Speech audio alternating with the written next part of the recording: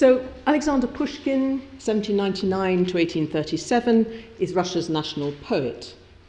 He started writing his novel in verse, Eugene Onegin, pronounced Yevgeny Onegin in Russian, as a deliberate provocation, as an act of defiance against prevailing literary tastes in Russia. He was still very young. He was only 23 years old when he started writing this, but he'd already succeeded in achieving a significant and often scandalous reputation in a number of ways. In 1817, he had graduated from the elite lycée, which had been founded a few years previously by Tsar Alexander I at his summer palace near St. Petersburg as a school for the education of Russia's best and brightest and most distinguished students. Even while still at school, Pushkin had established a brilliant reputation for himself as one of the leading poets of the new 19th century. The best-known poet of the later part of the 18th century, Dzержavin, came to a school prize giving and effectively took off the crown of laurels and gave them to Pushkin, aged 15. When Pushkin finished school, he took up a junior post in the Ministry for Foreign Affairs officially, but in reality, he plunged with gusto at the age of 18 into St. Petersburg society life, drinking, gambling, theatre, ballet, duelling, and womanizing. Those of you who know the text of Pushkin's Onegin will recognize the description of Pushkin's own life in Onegin's life in chapter 1. Pushkin took part in impassioned literary debates about the new directions that Russian literature should go in. He also flirted with the radical ideas which had begun to gain a hold amongst Russia's officers and aristocrats. This was a period when conspiratorial groups were springing up. These would eventually bring about a political challenge to the regime in the form of the Decembrist uprising of 1825. Pushkin certainly moved on the fringes of these conspiratorial groups, but he appears not to have been directly involved. Nevertheless, he managed to incur the wrath of the authorities by writing poetry deemed to be subversive, such as his Ode to Freedom, which circulated illicitly, in which he called for legal limitations, in other words, some form of constitution, to curb the powers of the autocracy. Tsar Alexander I got thoroughly fed up with him and was inclined to punish him by sending him into exile in Siberia. But Pushkin's friends at court interceded on his behalf, and instead he was dispatched to the south of the country on a semi-official posting, on a compulsory official posting.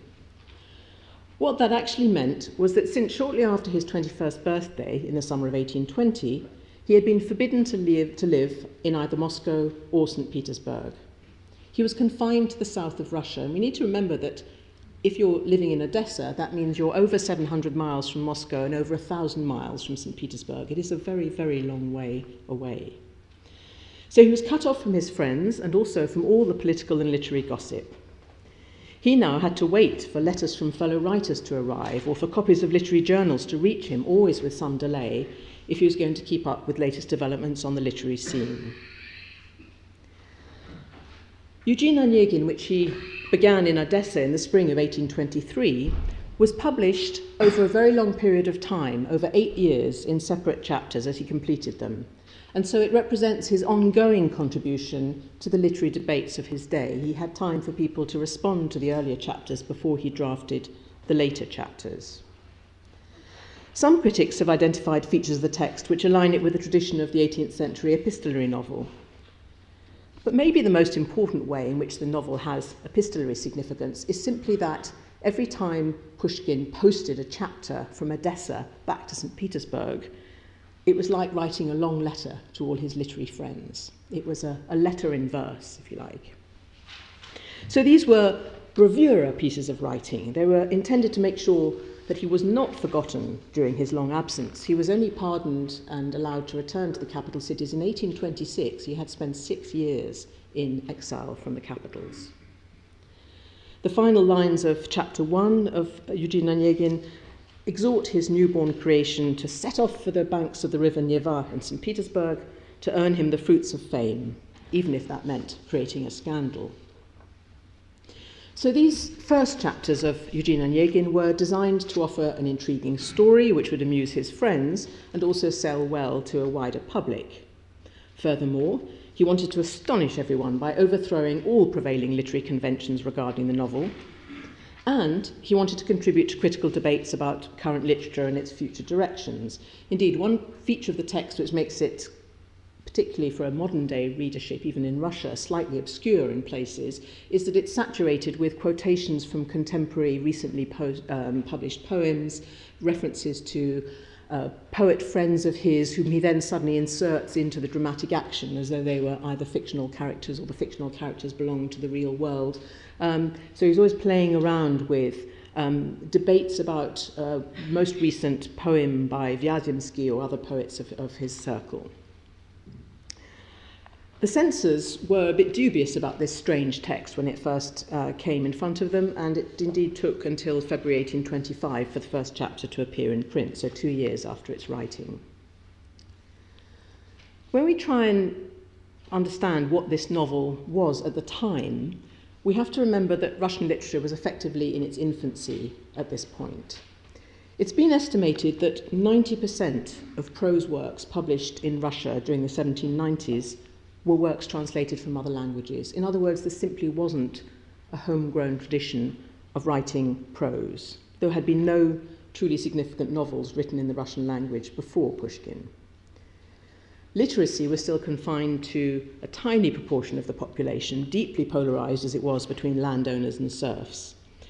And young ladies and gentlemen in Pushkin's day were in any case brought up to use French, not Russian, as the language of polite discourse. It was only after the trauma of Napoleon's invasion of Russia in 1812 that writers really began to develop Russian as a literary language in its own right, reflecting the new spirit of patriotic nationalism that prevailed after Bonaparte's defeat. In an article on literature in 1824, Pushkin commented on this strange situation. I quote, "We have as yet neither literature nor books. Since our childhood, we have gleaned all our knowledge and all our ideas from foreign books. We have grown used to thinking in a foreign language. Our prose is as yet so little developed that even in correspondence we are obliged to invent turns of phrase, in Russian that is, for the expression of the most common ideas." Like Tatiana and Onegin, Pushkin's readers had grown up on a diet of Richardson, Fielding and Sterne, often read in French, together with, of course, Byron as the celebrity of the day. Pushkin was determined with this book to startle his readers out of their modish enthusiasm for West European literature, and also out of their propensity for modelling both behaviour and appearance on the shallow posing of Byron's romantic heroes. So in this novel, Eugene Onegin, he set out to mock the pretensions of romanticism with a capital letter, while also exposing the delusions of romantic love with a lowercase letter. For most of its first readers, when that first chapter arrived in the post, the text seemed bewildering. In 1823, Pushkin declared to one of his friends, "I'm writing not a novel, but a novel in verse." So a complete contradiction in terms from the very start. It's in the genre of Don Juan. It is certainly, obviously, to some extent inspired by Don Juan, although Pushkin did confess that actually he never got beyond the first 5 cantos of Don Juan. He slightly preferred the first 2. And he certainly picked up some of the humour, some of the topicality of the Byron text. But he's trying to do something very different with his own project. But writing an entire novel in verse was a deliberately flamboyant gesture. It was meant to cast all his readers' expectations of the genre out of the window. Pushkin also teases his reader with a plot which defies all conventional expectations for a novel which you're going to assume is going to focus on a love story. The opening stanza of the text, and you might like to look at the back of your handouts, is almost incomprehensible. It's a piece of apparently direct speech by an unidentified speaker grumbling about being expected to sit at the bedside of his ailing uncle. And I'm going to ask Stash to read it, first of all, as you have at the top of the page in Russian, then in my very unlovely literal translation, so you can hear exactly what the words mean, and then in Charles Johnston's rather wonderful Penguin translation. Stash, thanks. Мой дядя самых честных правил, когда ни в шутку за не мог, он уважать себя заставил и лучше выдумать не мог.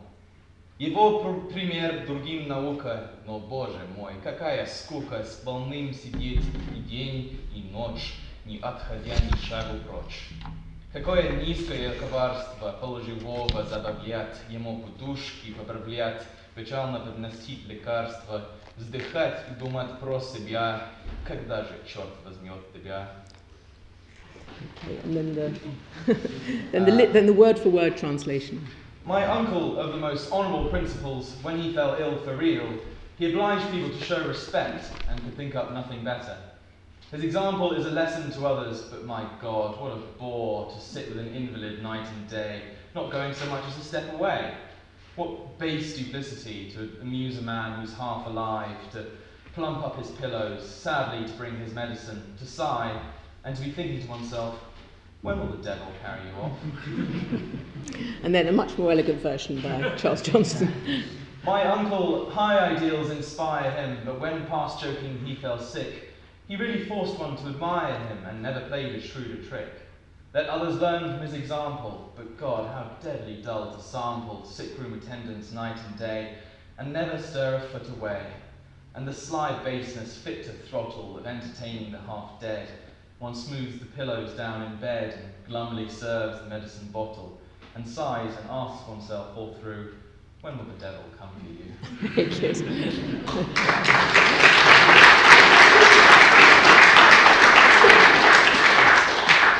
Thank you very much, Stash. What a strange piece of writing. What is going on? The reason why I inflicted my literal translation on you is so that you could see that the opening line is barely grammatical. My uncle of the most honourable principles.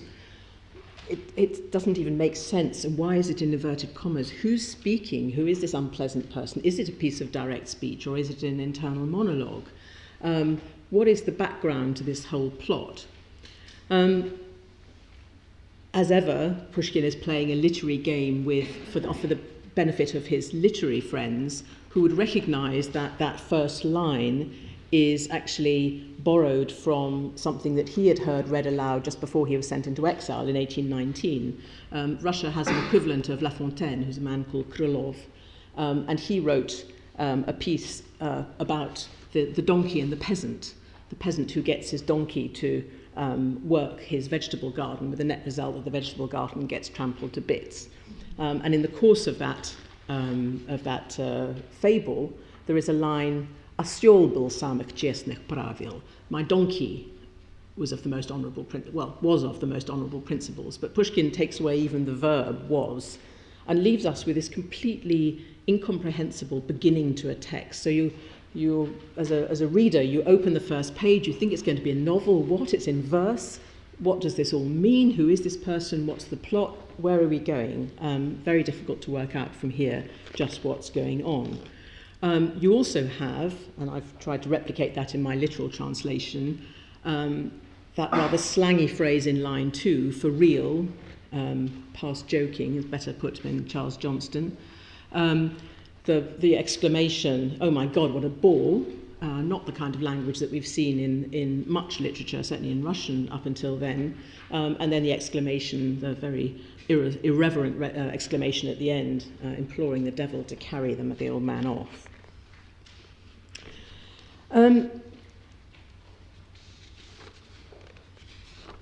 In the second stanza, when you move on to the second stanza, the narrator does in fact explain that these extremely ungracious thoughts are those of his novel's hero, who is the young scallywag Onegin, who's been summoned from St. Petersburg to the country to attend his dying uncle because he is his sole heir. The narrator is blatantly autobiographical. He mentions his African antecedents. Pushkin has African ancestry, thereby firmly establishing some kind of real-life identification. This narrator is a major character, perhaps the major protagonist of Pushkin's novel, although he's absent from Tchaikovsky's opera. The narrator describes Onegin as a friend of his who moved in the same St. Petersburg circles as the novel's readers. But this autobiographical moment at the beginning of the novel concludes with a comment by the narrator that the North is not good for my health, which is obviously a hint at Pushkin's experience of political persecution. This slight, very slight political undercurrent might help to explain why, as we start turning the pages of this first chapter, we suddenly come across missing stanzas. There's no stanza 9, there's no stanza 13 or 14, or indeed 39, 40 and 41. You just get their numbers and then you get some rows of dots. What are we to infer from these omissions? What cannot be said? Is there a political subtext to all of this, and indeed to the narrative about Onegin? The first chapter, or canto, as Pushkin sometimes called them, invoking the model of Byron's Don Juan, goes on to describe Onegin's patchy education and the social whirl of his life in the capital, which has only succeeded in inducing in him a mood of spleen. Most of this description is also absent from the opera, this background. Writing about another of his pseudo-romantic heroes in the 1822 poem Prisoner of the Caucasus, Pushkin had commented that in him, i.e. the prisoner, I wanted to depict that indifference towards life and its pleasures and the premature old age of the soul, which have become the distinctive features of the youth of the 19th century.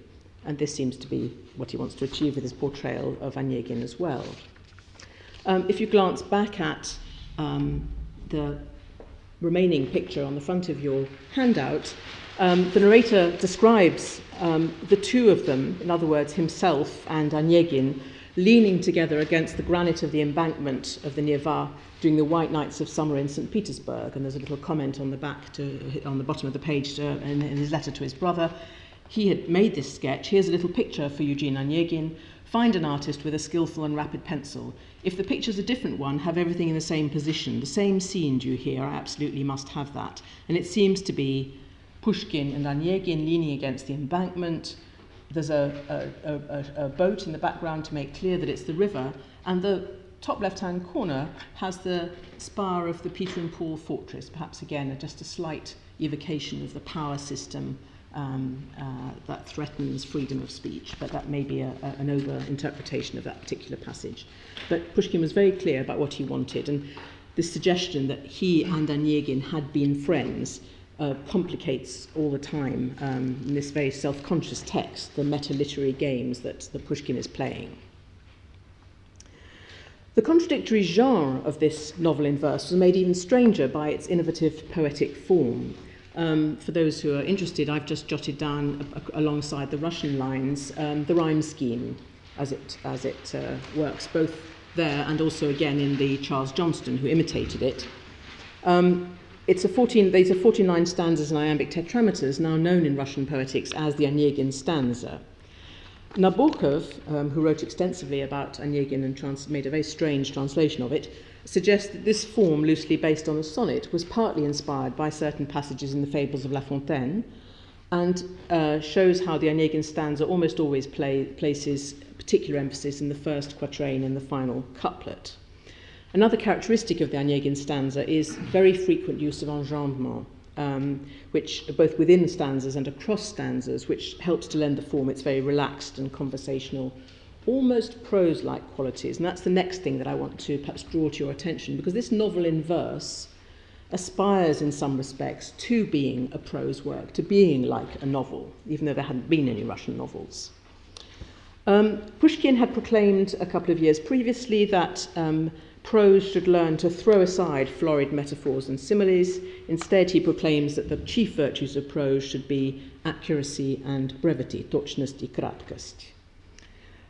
Some critics would talk about the ways in which this novel paves the way for Russian realism later on. It's the beginning, as one critic says, of an approach to subjects for which verse was no longer necessary. Another very famous critic, Belinsky, described this novel as an encyclopedia of Russian life. In other words, there is an argument that Pushkin inaugurates Russian realism in the text. He's also anticipating his own transition from verse to prose in the later years of his life. One of the most engaging features of Pushkin's Eugene Onegin is its attention to physical details. In a recent production that I saw, there was a lot made of the jam that Tatiana takes with her from her country home to Moscow when she goes off to being married. I think my favourite detail is at Tatiana's name day party, where it turns out that the pie that is served is a little bit over-salted. Nabokov disagrees with this view of the text as an inauguration of realism. He describes the novel as being, first of all and above all, a phenomenon of style. In other words, he says that the only Russian element of importance is Pushkin's language. And again, we need to remind ourselves just how extraordinary it was for Pushkin's readers to be presented with a text written in Russian. The narrator even has to claim that he has translated Tatiana's famous letter from French into Russian for the purposes of the novel, because Tatiana doesn't actually either speak or read Russian particularly well, just like the rest of the young ladies of her day. The language is very informal at times. It's witty and almost conversational. As Pushkin once put it, a novel needs to be full of chatter. There's one stanza which opens with the Russian equivalent of writing down spelled gutm, gutm, gutm, exclamation mark, gutm, exclamation mark. But apart from the chatty parts of the text and the witty bits, there are also moments where he changes the mood entirely. He includes lyrical descriptions of nature and of the seasons, exquisite small word sketches of country scenes, and these are almost always associated with Tatiana or seen through her eyes. And I'm going to ask Stash to read the next passage, which comes at the moment when Tatiana has finished writing a long letter that she's been composing all night, and dawn has come. Her sweet little hair's dipped towards her shoulder. Her light nightshift slipped off that charming shoulder. But now already the gleam of the moonbeam fades. There the valley becomes clearer through the mist. There the stream begins to gleam like silver. There the pipe of the shepherd awakens the villager. Here is morning, all arisen long ago. Thank you, Stash. And that's, I'm afraid, in my translation again. Apart from the witty moments and the beautiful lyrical moments, Pushkin also did something that very few people had done before. He inserted peasant language and peasant songs into parts of the text, sometimes using a language which was bawdy and which had never before appeared in print. As he commented, I would like to preserve a certain biblical obscenity in Russian. I do not like to see traces of European affectation and French refinement in our primitive language. Coarseness and simplicity suit it better. The plot itself struggles to maintain its focus and ours on the love story which purports to be its main subject. Tatiana falls in love with Onegin, he rejects her. Onegin falls in love with Tatiana, she rejects him. As the Russian formalist critic Viktor Shklovsky observed, the original Pushkinian Eugene Onegin is not so much a novel about the love story of Onegin and Tatiana, but rather a game that the author plays with that plot and with his readers. It's full of interruptions and gaps, not just those missing stanzas and missing lines and a whole tangle of complications regarding the issue of an omitted final chapter. Pushkin, towards the end of the writing of Eugene Onegin, talked about the final two pieces that he had decided to print and added, "Let me assure those who would seek enthralling events in them that there is even less action here than in all the previous chapters." And this is one of the contrasts that we can make between the Tchaikovsky and the Pushkin. Tchaikovsky's opera is shaped by dramatic events, whereas Pushkin's novel deliberately avoids them. This is really a key issue.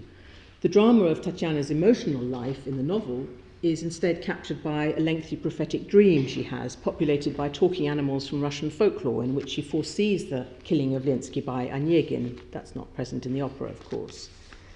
In the novel, the challenge to the duel is simply delivered in a note from Lenski to Onegin the night after the party, so there's no huge society scandal in front of the whole of the country folk, all the country folk. Onegin, in the novel, oversleeps and almost comes along too late to fight the duel. There are a huge number of narratorial digressions in the novel, which are all deliberately calculated to puncture suspense or frustrate our hopes of an emotional climax. The narrator would like to tell us at great length about his particular erotic fascination for women's feet. He'd like to mock the literary albums which are compiled by society ladies. He'd like to complain about critics who would rather he wrote heroic odes than elegiac verse. And he confesses that as he gets older, he finds claret a bit easier to digest than champagne. When Onegin comes to the house at last, having received this rash letter that Tatiana sent to him, The narrator declares he's a bit too tired to tell us about this encounter and he needs to go for a stroll. And so he forces his original readers to wait until the next chapter is published before they can find out what actually emerges in this encounter. Once Onegin has finished preaching that very sanctimonious sermon of his to Tatiana about her having behaved rather improperly, the narrator goes off and spends 5 stanzas prattling about friendship and loyalty instead of allowing us to share her distress. And at the end of the novel, after Tatiana tells Onegin that although she still loves him, she will remain faithful to her vows, she simply walks out of the room. And the clink of her husband's spurs are heard outside, at which point... And here, my hero, at a moment that is tricky for him, reader, we will now abandon, for a long while, forever. We have spent long enough wandering after him through the world, along the same path. Let us congratulate one another on having reached the far shore. Hurrah! It's high time. Is that not the truth? What a flippant ending, with Pushkin just nonchalantly walking away from his hero, just abandoning him, by contrast with the supremely melodramatic climax which closes Tchaikovsky's opera. One could argue even that the opera, however beautiful, is a complete travesty of Pushkin in this respect. It regards the protagonists with complete seriousness, it regards their emotional lives very sincerely, whereas Pushkin has been mocking them unrelentingly. I think it's a very shrewd comment by the critic Boris Gasparov, who comments that what Tchaikovsky does in the later part of the 19th century is essentially to rewrite Pushkin as though it was a novel by Turgenev, also not known for his humour. Most of the main characters in Pushkin are indeed shown to be largely foolish. Pushkin mocks Onegin throughout as nothing better than a hollow poseur. When Tatiana visits his country house long after the duel, she finds his statuette of Napoleon and his copies of Byron, in which he has marked notable passages using his perfectly manicured fingernails. Can it be that he is a parody, she wonders? When he arrives at the grand society ball, the guests snidely ask one another what mask and what role he'll have chosen to assume this time. When Onegin writes his love letters to Tatiana at the end of the story, he also, like Tatiana, adopts a cliched language to express himself in and shows no understanding of the suffering that he has caused her. Is it surprising that Tatiana begins to suspect him of merely wanting to disgrace her for the pleasure of causing a scandal in high society? The narrator's complete indifference to Onegin's plight at the end of the novel, as we just saw, seems to reflect this scepticism about the hero's capacity for true feeling. So Onegin is a denunciation of Byronic romanticism, Byron, who died in 1824, just very conveniently at the moment when Pushkin was going to turn away from Byronism anyway. What about the other characters? Olga, there's almost nothing to be said about her. She's conventional, she's pretty, she's got blue eyes, and she's got a round face. That's about all Pushkin has to say. Well, that's a bit unfair, but he doesn't have much more than that to say. And what happens when Lenski is killed in the duel? She bounces back quite quickly, and in no time at all she's married to a dashing officer. No mourning, no yearning. And Lenski himself, he's also deeply ironized as an immature poet of 18, whose every declaration of love is made up of romantic cliches borrowed from the language of sentimentalism. He's just come back from a spell of university study in Germany with hair that curls over his collar and an unstoppable capacity for penning trite verse. You'll probably remember that beautiful aria in the opera, that fabulous moment where he yearns for the golden days of his youth. Pushkin's narrator describes that passage as an outpouring of lovers' nonsense and presents them as tiresome effusions. I quote, "Thus he wrote darkly and limply," which we call romanticism, although I don't see a jot of romanticism in it. There's another character whose lines are used to entirely contradictory effect in the opera than from the novel. That's Tatiana's elderly husband, who remains in Pushkin's work unnamed. Where Tchaikovsky develops the theme of love being something men of all ages enjoy into Prince Gremin's great declaration of love towards the end of the opera, Pushkin's verses at that exact same moment simply comment that love in old age is a sad affair and a weak and sterile thing. And yet, the one character who rises above all this juvenile behaviour in Pushkin as in Tchaikovsky is Tatiana, who Pushkin describes as being just 17 years of age in chapter 1. True, her rash decision to write so frankly to Onegin is shown to be the direct product of too much reading of Richardson's History of Sir Charles Grandison and other such novels, which provide her with a language for expressing herself which is not yet her own. But the narrator also portrays her as a young woman with sincere feelings and true judgment, and even professes his own deep affection for her. Above all, Tatiana is the epitome of all things that are good about Russia. She's associated with the countryside and the landscape. She has an old nanny who connects her to the common people and their tales and their language, just as Pushkin's own nanny Arina Radionovna did for him. She takes part in fortune-telling with the maids as holy festivals approach. She has the elaborate prophetic dream about Onegin and Lenski, populated by characters from folk tales. In chapter 5, the narrator tells us that Tatiana, who had a Russian soul, herself not really knowing why, with her cold beauty loved the Russian winter. Where most of the protagonists in Pushkin's novel have been given just a perfunctory treatment, and Tchaikovsky has had to flesh them out for the opera, Tatiana is in Pushkin the only fully rounded character with a rich inner life and the capacity to grow and mature. One of the key concepts which currently characterises Tatiana is her identification with starina, tradition, the good old ways. Starina is constantly shown to provide a powerful value system in contrast with the false ideals and superficiality of high society. These are the values which strengthen her to make a very level-headed decision, to be reconciled with her lot at the end of the opera as she comes to understand that the pursuit of romantic love in the end has to give way to settling down sensibly and making the best of her arranged marriage, following the example of her own mother. And I quote those lovely lines from the beginning of the opera: "Habit is given to us from on high as a substitute for happiness." So the hot-headed young poet Pushkin turns out, as he reaches the grand old age of 30, to have a very prosaic message for his contemporary readers about living life according to common sense, and Tchaikovsky is of course absolutely right to give these lines huge prominence when sung by Tatiana and Olga's mother and old nanny at the beginning of the opera.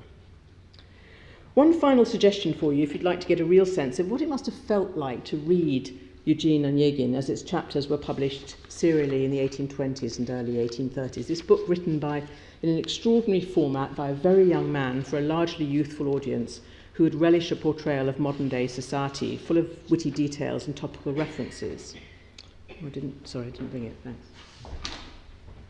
I would very much recommend to you Vikram Seth's 1986 masterpiece, The Golden Gate, which was written when the author was a PhD student at Stanford, writing a dissertation on the economic demography of China. Vikram Seth knows no Russian, but he had been delighted and fascinated by Charles Johnston's 1977 translation of Onegin for Penguin.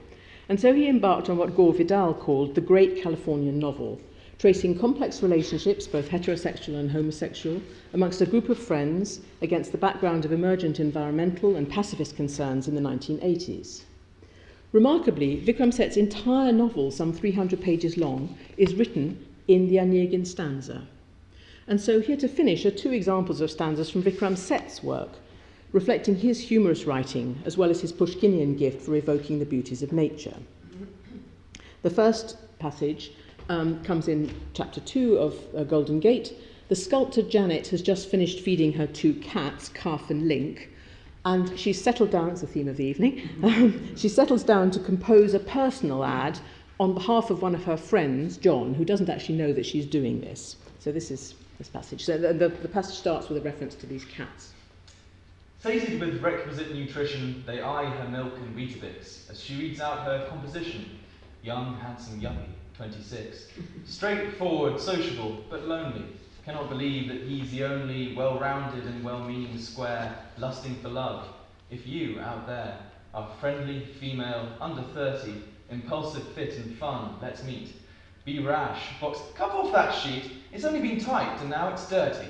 I guess your paw prints, the cat's purr, can serve in place of signature. So clever, it's so clever. And then in chapter 10 of that same book, this is the voice of Pushkin as the lyric poet, a wonderful evocation of the setting of Liz's family home in a Californian vineyard. Outside the red sky dies the river that murmurs down the valley where the leafless weeping willows quiver, and where at dusk a shivering hare may be seen poised or crouched or bounding. There Liz one spring saw an outstanding and lovely sight just after dawn, a grey doe suckling her young fawn. The doe looked round, unagitated by Liz, then 9, who held her breath, and who, though frozen half to death, volitionlessly stared and waited until the fawn had drunk its fill, and doe and fawn slipped off uphill. Thank you very much.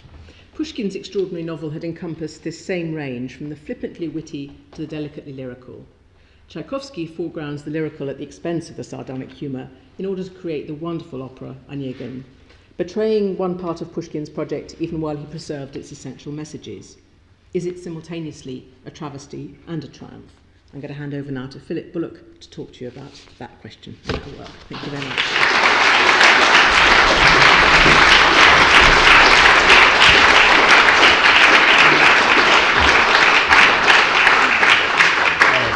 Could I also ask you to thank Stash, who has given up an hour of his afternoon and now has to dash off to a rehearsal of another play, so unfortunately he can't stay with us, but thank you indeed very much.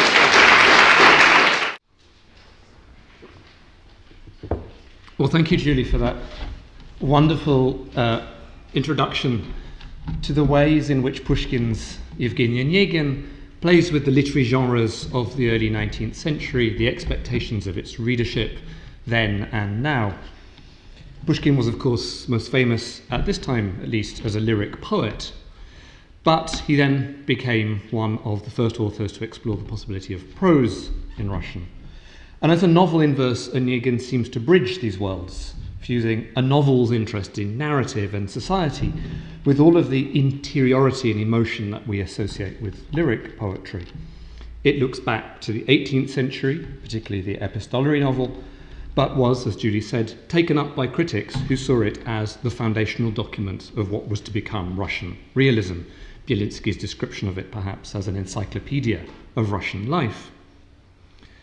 But for all its Russianness, described by Julie just now as an interest in starina, tradition, the good old days, it's a book that's deeply engaged with European literature. Tatiana's mother reads Richardson, although as I was rereading the novel yesterday to myself, she doesn't. She just hears about it from a friend. But so intense is that gossipy atmosphere, she thinks she's read it. We all know that feeling. Tatiana devours French sentimental novels. Onegin is a Russian Byron. Liensky is a parody of German Romanticism. There are lots of other references as well to Horace. There's a wonderful pun at the opening of Book 2, "Oh, Rus," "Oh, Russia," which fewer and fewer people, I think, probably get. And there are lots of references to Petrarch as well, and Italy, all places, of course, that Pushkin would never get to visit other than through reading and his imagination. It's simultaneously a book that's almost impossible to translate, but a book that translates incredibly well because it's full of translation and imitation. And this is especially true if we think of translation more than just literal word-for-word adaptation, but as a complex process of adaptation, emulation, and parody, all of things which characterize Vikram Seth's Golden Gate, of course. So turning to Tchaikovsky's opera, it's often said that it sacrifices all of the things, or nearly all of the things, that make Pushkin's novel quite so fascinating. The chatty narrator, the sophisticated literary parodies, the dialogue with the reader. All of this is turned into a romantic, overly romantic, even melodramatic love story. It's not mediated through a narrator, but it happens in real time, there in front of us on the stage. Two of the novel's most virtuoso parodies, Tatiana's Letter and Liensky's poetic farewell to the world before his duel with Onegin, are turned in the opera into sincere expressions of deeply felt emotions in which we as the audience find ourselves caught up in performance. And this relationship between Pushkin and Tchaikovsky has been discussed ever since the opera was composed. In 1878, Ivan Turgenev, of whom we've heard something already this evening, received a copy of the score whilst in Paris, where he sat down at the piano with his muse and possibly his mistress, Pauline Viardot, and he penned a reaction to Tolstoy. Tchaikovsky's Eugene Onegin has arrived here in the form of a piano score. Madame Viardot has started to go through this work in the evenings. The music is undoubtedly remarkable. The lyric, melodious passages are particularly good. But what a libretto! Can you imagine? Pushkin's verses describing the characters are put into the mouths of the characters themselves. And he goes on, and he makes a whole series of criticisms, all of which prove that he didn't know the Pushkin terribly well. He thought he did. But I don't think this gets us very far, comparing the two and judging one by the other. So what I want to do is think about the opera, not so much in terms of how it relates to literature, but how it relates to opera as a musical genre in Russia in the middle of the 19th century. What I hope we'll end up seeing is that Tchaikovsky's Eugene Onegin is every bit as ambitious and inventive as Pushkin's novel in verse, only in very different ways. And that this understanding might begin a fundamental rethink of how the opera might be understood, dare I say, performed and produced. Tchaikovsky struggled with opera long before he sat down to writing Eugene Onegin. His first attempt at the genre was an opera called The Voyevoda, written between March 1867 and July 1868. A young man still, he's in his mid-20s, he's born in 1840. Its libretto was based on a play by the dramatist Alexander Ostrovsky, best known in the West as the author of The Storm, Groza, which Janacek set as Katya Karbanova. Tchaikovsky's interest in opera was resolutely patriotic and also slightly financial. In 1871, he complained about Russian audiences' love of Italian opera and the influence this had on native composers. I'm prepared to agree that it's unfitting for any self-respecting capital to do without an Italian opera. But listening to Madame Paty's trills, can I, as a Russian musician, forget even for a moment the humiliating situation of our native art in Moscow, where there is neither time nor place for it to find a refuge? Can I forget the pitiful way in which Russian opera vegetates, even while we have in our repertoire several works which any other self-respecting capital would regard with pride as its most precious treasures? So it's rather like a situation we've had with Onegin of complaining about foreignness getting in the way of Russianness. And therefore his decision to write an opera on The Voyevoda by Ostrovsky can be seen as part of his commitment to boosting the sheer number of Russian operas and weeding audiences off foreign imports. But from the outset, the opera was beset by problems. First, Tchaikovsky managed to lose Ostrovsky's libretto. Ostrovsky rewrote part of it, but then left the rest of it to the composer. Never, I think, a good idea. Then Tchaikovsky delayed the premiere of the opera because rehearsals weren't going well and he was very concerned about the poor quality of the premiere, so it didn't in fact open until early 1869. It received 15 curtain calls, seemed to have pleased the audience, but in fact was just heard 4 more times that season. And disappointed by the poor performance and by the critical reaction to the opera, Tchaikovsky withdrew the score and destroyed it.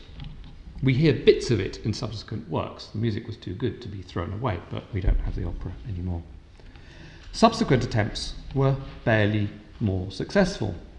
In 1869, he set Undine, based on a story by Frédéric de la Motte Fouquet. This was rejected by the imperial theatres, so he destroyed the score, using the best bits in other works. His next opera, The Oprichnik, fared slightly better. It was composed to a play by Ivan Lazhechnikov and written between 1870 and 1872 and first heard in Petersburg in April 74. Although it was performed a number of times, Tchaikovsky hated it. Unfortunately, it had been published, so he couldn't withdraw it this time. His fourth attempt at an opera, Vakula the Blacksmith, based on a short story by Nikolai Gogol, was a little luckier. Written in the summer of 1874 and premiered in December 1876. Its first performance was something of a flop, but it did actually manage to rack up a good number of performances, well into the teens, and he then went back and revived it in the version we play now today, Chirivichki, The Little Slippers, something like that, in 1885. So by the time Tchaikovsky comes to write Onegin, He can be described as an experienced opera composer, but barely a successful one. And he himself felt the failure of these first works very acutely indeed. And what's interesting about all of these early attempts is that they conform to the expectations of audiences in mid-19th century Russia. The Voyevoda and the Oprichnik are convoluted historical melodramas, the kind of thing in which Russian opera traditionally excels. And Tchaikovsky worked in this vein throughout the rest of his life. Think of later operas, Mazeppa, The Enchantress, even The Maid of Orleans, all working in this grand historical context. Vakula is a comedy, and the Russian stage in the mid-century was full of vaudevilles, operettas, and funny theatre skits, and this is a play which we can see in that context. But Eugene Onegin marks a radical break with these two Russian traditions of melodrama and comedy, and it may be for this reason that it is so successful. But before turning to that, I want to suggest that the most important stimulus for the composition of Onegin was Tchaikovsky's engagement with a whole series of European operas that he heard in the 1870s, whether they repelled him or delighted him. And regardless of his attitude, they provoked him into coming up with innovative solutions to operatic form. And my examples here will be Verdi, Wagner, Bizet, and Mozart, who were all in his mind as he wrote Onegin. And I want to trace his reaction to these four composers and how they influenced his own work. Verdi, as might be expected, was outrageously popular in 19th century Russia, as were indeed all Italian composers. Italian opera companies performed in both Russian capitals, Petersburg and Moscow, often to the detriment of Russian repertoire. Verdi's Forza del Destino had, of course, been premiered in St. Petersburg in 1862. A letter from Tchaikovsky's student and fellow composer Sergei Taneyev, written in January 1878, gives a good insight of how Onegin was conceived as an antidote to Verdi. I don't give a damn about effects. Besides, what are effects anyway? If you have in mind Aida, say, then I can assure you that for all the riches in the world, I could not now write an opera on such a subject, because I need people, not puppets. I would gladly tackle any opera in which, even if it did not have any powerful and unexpected effects, I should find beings like me experiencing emotions which I too have experienced and can understand. The emotions of an Egyptian princess, of a pharaoh, of some frantic Nubian I cannot know or understand. I suppose you may be wondering what I'm looking for. Well, I'll tell you. What I need is something without any kings or queens, without any popular revolts, battles, marches, in short, without all those attributes of grand opéra. I'm looking for an intimate but powerful drama based on a conflict of situations which I have experienced or witnessed myself, and which are able to touch me to the quick. I'm not averse even to having some fantastic element, since there is no need to restrain oneself then, and one can give free rein to one's imagination. I suppose, though, that I'm not making myself quite clear. I think he probably is. Anyway, what I want to say is that Aida seems so remote to me. I am moved so little by her unhappy love for Adames, whom I likewise cannot picture to myself, that my music would not be heartfelt, as is necessary for all good music. So that's Verdi. And Wagner, too, provoked a great deal of ambiguity in Tchaikovsky.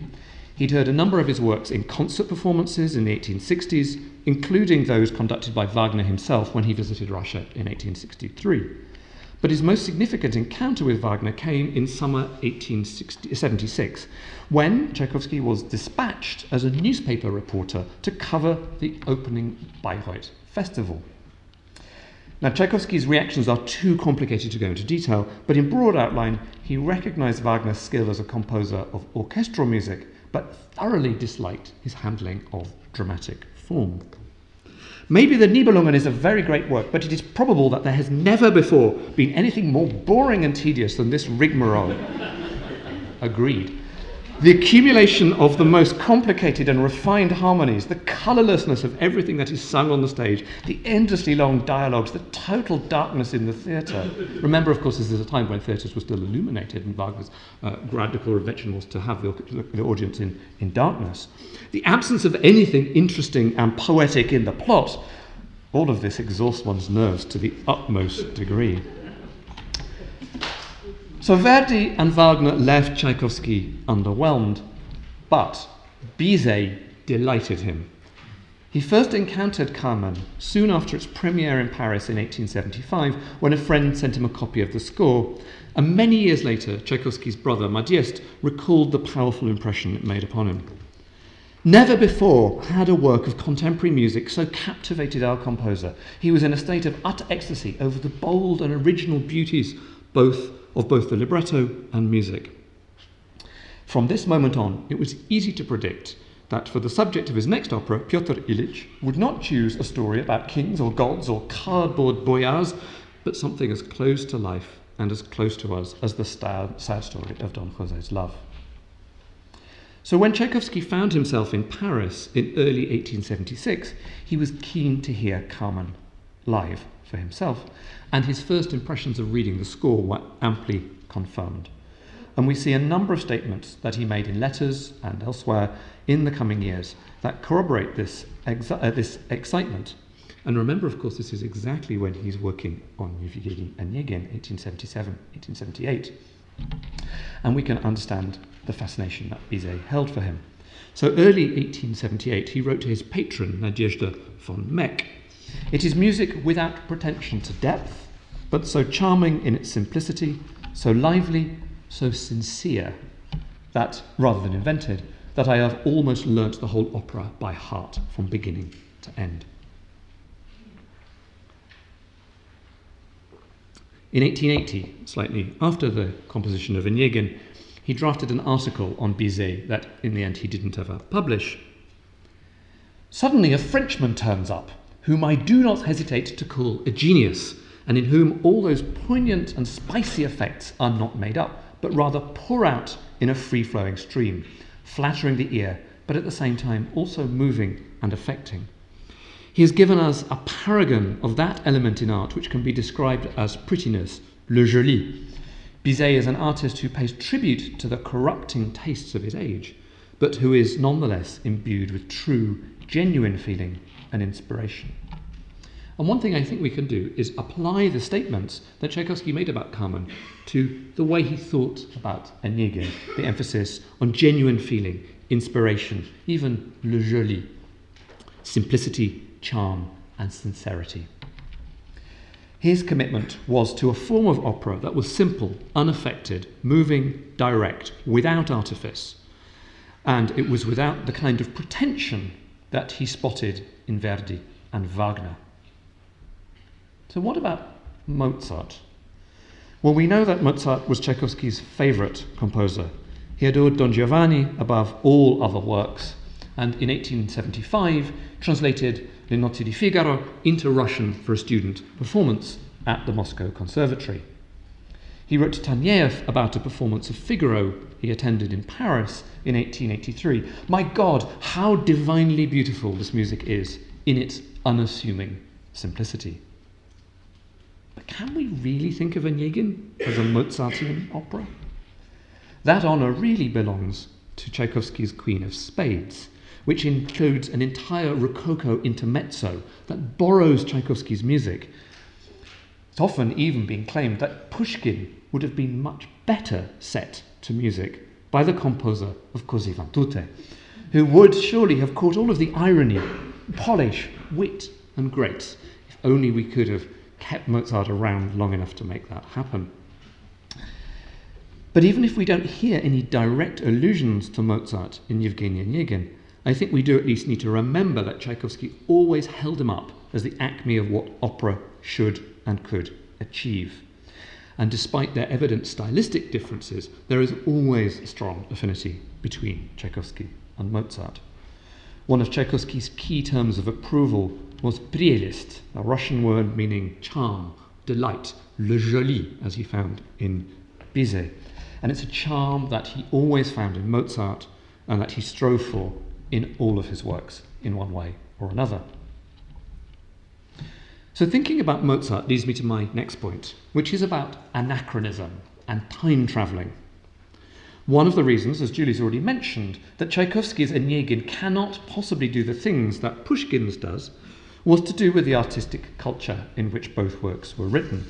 Pushkin was an artist of the era of Romanticism, and even if Romanticism is something that is mocked and parodied in his works, especially in the figure of Lienski and Onegin, the aesthetic codes of European Romanticism strongly shaped the composition and reception of this novel in verse. Tchaikovsky, who was born just 3 years after Pushkin's death, lived in a very different era, and his works were shaped by a very different set of artistic codes. Although the question of Tchaikovsky's aesthetics is as complex as the question of Pushkin's, we can at least claim with reasonable confidence that he was an artist of the era of realism, even if he is not a realist. And certainly his realism is very different from that of Mussorgsky, who was the archetypal realist of the mid-century.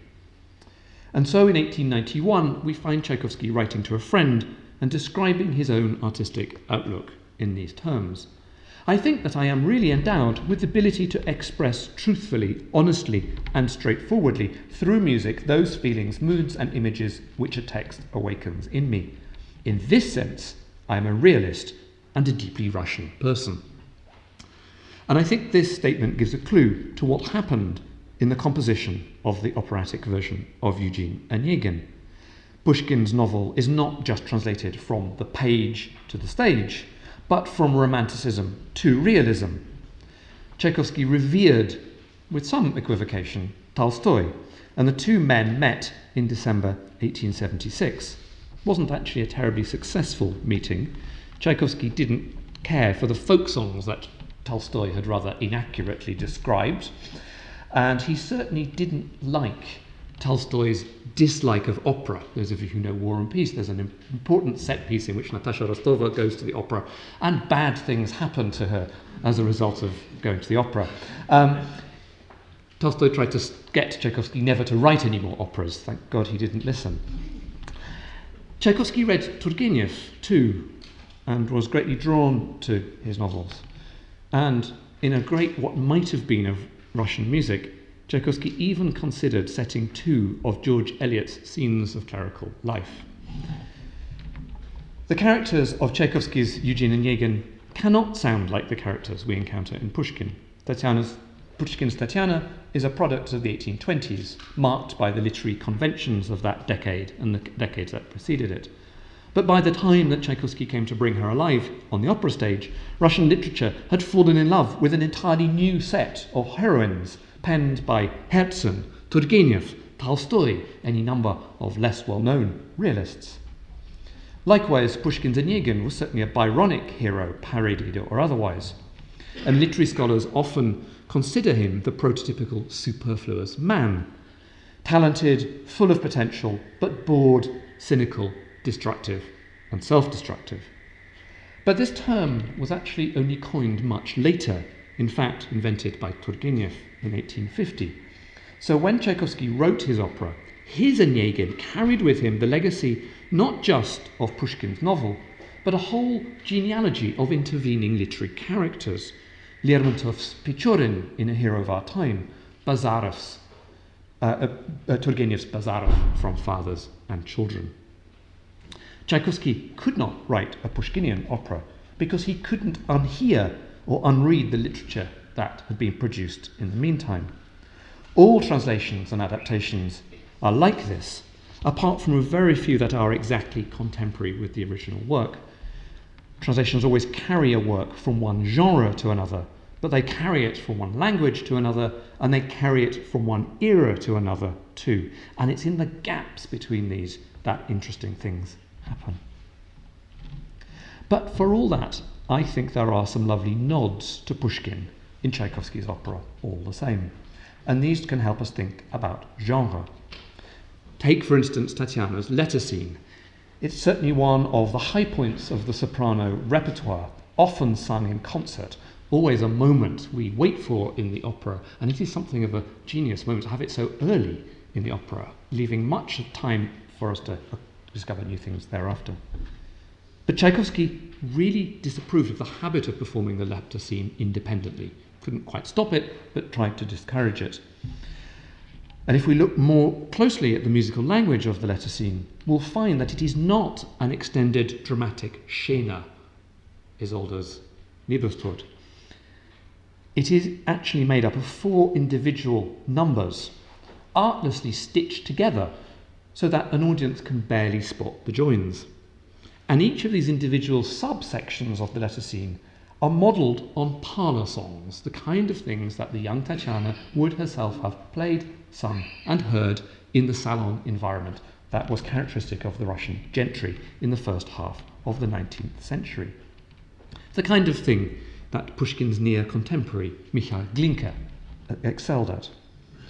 So I've no idea how Garsington is going to handle the letter scene, but one of the potential delights for me of hearing the opera in this particular opera house will be the way in which a smaller house, a more intimate stage, may not be authentic, but it may take us acoustically back to the kind of spaces where this was first heard. It's very different from the Royal Opera House or the Met singing the letter scene. And here I just want to show a lovely illustration from the 19th century by Elizaveta Böhm of Natasha Rostova in War and Peace singing with a piano, candlelight and the music in her hand. That is Tatiana's letter scene, the emotional world of lyric poetry and sentimental 19th century gentry domesticity. Natasha Rostova, slightly higher class, certainly, than Tatiana, but I think the point holds. And one way that we can think about the opera is as embedded in its time, but also in dialogue with the codes of Pushkin's own era, which, remember, were very close in time to Tchaikovsky's own. Really only 30, 40 years separate the two. So, Onegin was a new kind of opera, one which broke with the reigning conventions of operatic form in the mid-19th century.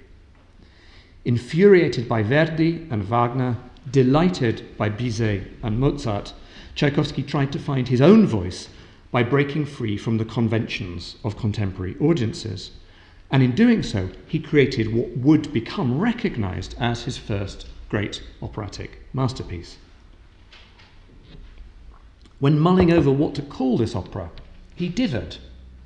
I'm perfectly willing to call Onegin not an opera, but whatever you like, scenes, an adaptation, a poema, a narrative poem in Russian, just as you like. And finally, as we now know, he settled on the very odd description of lyric scenes. Pushkin writes a novel in verse, Tchaikovsky writes lyric scenes. Onegin conformed to no established prototypes in the opera world, and therefore needed a new description. Not even opera, but lyric scenes, perhaps a nod to Pushkin. Now, this opera required a new type of audience.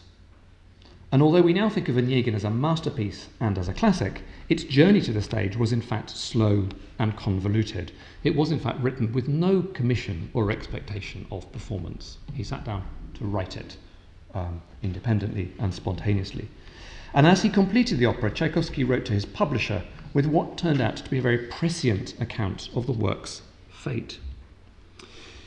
The opera will, it seems to me, soon enjoy great success in homes, and perhaps on the concert platform, more so than on the main stage. And for this reason, the fact that it will be published much earlier than it will enter the repertoire of the main theatres is not unfavourable.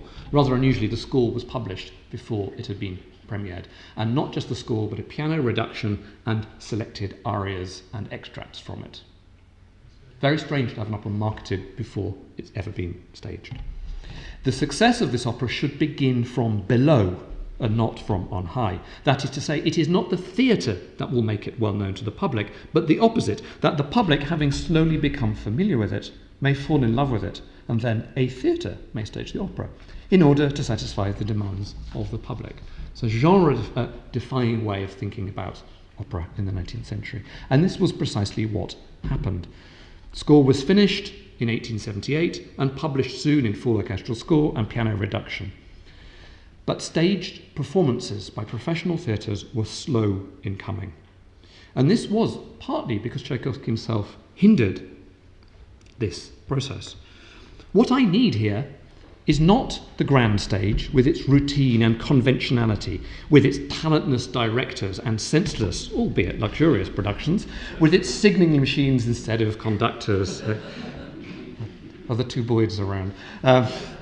In his correspondence with friends in Moscow, he lamented the lack of singers who could take on this role. And he came up with a list of the kind of things that would be required. This is what I need for Onegin. Singers of medium quality, but they must have been drilled well and should be reliable. Singers who will also be able to act simply, but well. The staging doesn't have to be lavish, but it must be kept strictly in keeping with the period. The costumes must absolutely be from the period in which the opera's action takes place, the 1820s. The choruses should not be like herd of sheep, as is in the case on the stage of the imperial theatres. Rather, they must be people who are really participating in the plot of the opera. The conductor must be a true leader of the orchestra. To achieve this ideal, Tchaikovsky came up with an innovative solution. I would much rather hand over this opera for the stage of the conservatory, and in fact this is what I actually wish to do. For there at least we won't have that banal routine of the official theatres. Besides, the conservatory gives its performances as private events, as it were, en petit comité. That is more suitable for my modest work, which I will not even call an opera if it is ever published. And so it was to be. A number of scenes, 4 scenes, were given as a dress rehearsal in the Moscow Conservatory in December 1878. There was then a student performance of the complete opera at the Mali Theatre, at a stage theatre, not at an opera theatre, and a much smaller space. Some of you know it. And with an emphasis on acting rather than operatic performance. Extracts were also given at the St. Petersburg home of the mezzo-soprano Yulia Abaza that spring, and also at concerts in January and March 1880. So this process of the opera achieving bottom-up success through homes and stage extracts of stage performances and concert performance. It was not, in fact, until January 1881 that the opera received its first professional performance at Moscow's Bolshoi Theatre, and it wouldn't be heard at St. Petersburg at the Mariinsky Theatre until October 1884. So a relatively slow journey to the stage for what we now think of as a classic work. And it was really only this production that established the opera in the repertoire, and in a version that was much grander than Tchaikovsky ever anticipated. After it had become a fixture in Russia, Onegin was soon heard abroad. It wasn't the first opera of Tchaikovsky's performed abroad, but it soon became very popular. It was performed in Prague in 1888, Hamburg in 1892, conducted by Gustav Mahler. Tchaikovsky was incredibly impressed by his conducting, and I wonder whether we can hear an awful lot of Mahler in his experience of conducting Tchaikovsky. London in 1892, sung in English. Vienna in 1897, again by Mahler, and eventually New York in 1920. So a steady move out of Russia over the decades that followed. Although Eugene Onegin is now a repertoire piece, performed in every opera house around the world, we shouldn't forget its slow journey to success and its deliberately modest origins. One of the things that is most exciting about the involvement I've had with the production at Gassington this summer is the way that we can rethink the way the opera sounds and think about it, how it will look with the fields outside and the sun setting and all of those lovely lyric scenes that Pushkin pens about nature. A more intimate space where, rather than listening to singers project to the back of a vast auditorium, we can be drawn into and overhear the private dilemmas of the opera's main characters. Think of that early student performance at Moscow's Mali Theatre, and that is not a bad size match, I think, for the Gassington space. It won't be an authentic performance. I don't doubt for a moment it's going to be interesting, provocative, unusual, unsettling, and all kinds of things I'm not talking about. But I'm interested in hearing it in a new way and by a new team.